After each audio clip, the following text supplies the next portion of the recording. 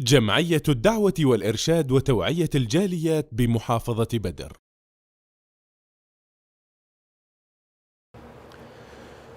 আসসালামু আলাইকুম ওয়া রাহমাতুল্লাহি ওয়া বারাকাতুহু। সুপ্রিয় দর্শক ও শ্রোতা বন্ধুগণ, মহান রব্বুল আলামিন প্রতিটি মানুষের মাঝে দুটি গুণ দিয়েছেন, একটি খারাপ, একটি ভালো। খারাপ গুণের মাঝে এমন একটি নিন্দনীয় গুণ রয়েছে যেটি অত্যন্ত নিন্দনীয় এবং সকল প্রকার খারাপ, সকল প্রকার অনিষ্ট এর মাঝে নিহিত, যেই কারণে মানুষের সাথে দুশ্মনিতা বৃদ্ধি পায়, যুদ্ধ ফাসাদ বিগ্রহ হয়, পরস্পর বন্ধুত্ব নষ্ট হয়, স্বামী স্ত্রীর ঘর সংসার নষ্ট হয়, সন্তানরা বাবা হারায়, মা হারায় এবং শেষ পর্যায়ে দেখা যায় এতে রক্তপাত ঘটে। যার কারণে মহান রব্বুল আলামিন সবচেয়ে রাগান্বিত হন এবং শয়তান সবচেয়ে বেশি খুশি হয়। সেটি হলো রাগ। মাথা খুব চড়া থাকে, মেজাজ খুব খারাপ থাকে, রাগ গুসা সব কিছু অমঙ্গল এর মাঝে নিহিত রয়েছে, কোনো মঙ্গল বলতে এর মাঝে নেই। ইমাম বুখারী রাহিমাহুল্লাহ একটি অধ্যায় রচনা করেছেন রাগ থেকে সতর্কতার অধ্যায়। এখানে একটি আয়াত নিয়ে আসছেন, আল্লাযীনা ইউনফিকুনা ফিস সাররা ওয়াদ দাররা ওয়াল কাযিমিনাল গায়য ওয়াল আফিনা আনিন নাস। অর্থাৎ আল্লাহর যদি কেউ ক্ষমা পেতে চায়, জান্নাত চায়, তাহলে অবশ্যই তাকে কি করতে হবে? রাগ গুসা থেকে বেঁচে থাকতে হবে, মানুষকে ক্ষমা করতে হবে, ক্ষমার গুণটি তার মাঝে থাকতে হবে। ইমাম বুখারী রাহিমাহুল্লাহ হাদিস বর্ণনা করেছেন আবু হুরায়রা রাদিয়াল্লাহু থেকে, এক ব্যক্তি রাসূলুল্লাহ সাল্লাল্লাহু আলাইহি ওয়াসাল্লামের কাছে আসলেন, আসার পরে বলেন, আউসিনি ইয়া রাসূলুল্লাহ, আমাকে উপদেশ দিন। তখন রাসূল বলেন, লা তাগদাব, তুমি রাগ করবে না কখনো। বারবার বলেন আমাকে উপদেশ দেন।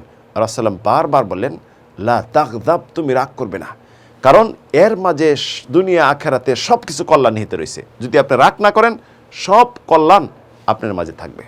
রাগ গুসা যদি কন্ট্রোল করতে পারেন, তাহলে বোঝা যাবে আপনি সবচেয়ে শক্তিশালী এবং পালোয়ান।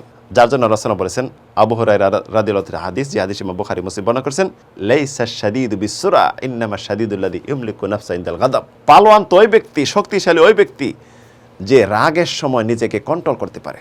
ইমাম তাবরানী হাদিস বর্ণনা করেছেন আবু দারদা থেকে, আবু দারদা রাদিয়াল্লাহু আনহু রাসূল বললেন, দুল্লানি আলা আমালিন ইদখিলনি আল জান্নাহ। হে রাসূলুল্লাহ, আমাকে এমন একটি আমল শিক্ষা দেন যাতে আমি জান্নাত যেতে পারি। রাসূল বলেন, লা তাগদাব ওয়ালাকাল জান্নাহ, তুমি রাগ করবে না, তুমি জান্নাত যেতে পারবে।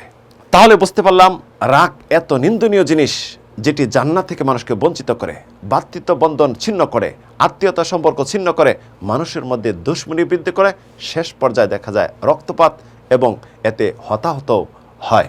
রাগ গুসা নিবারণ করার উপায় তাহলে কি? বেশি বেশি কোরআন তেলাওয়াত করুন, আল্লাহর জিকির করুন, নবী এবং রাসূলদের সিরাত, তাদের ইতিহাস, তাদের জীবনী পড়ুন। আর রাগ যখন হবে, তখন আল্লাহর কাছে শয়তান থেকে পানা চান, কারণ শয়তান থেকে এটা হয়। আউযু বিল্লাহি মিনাশ শাইতানির রাজিম। বেশি বেশি পড়ুন।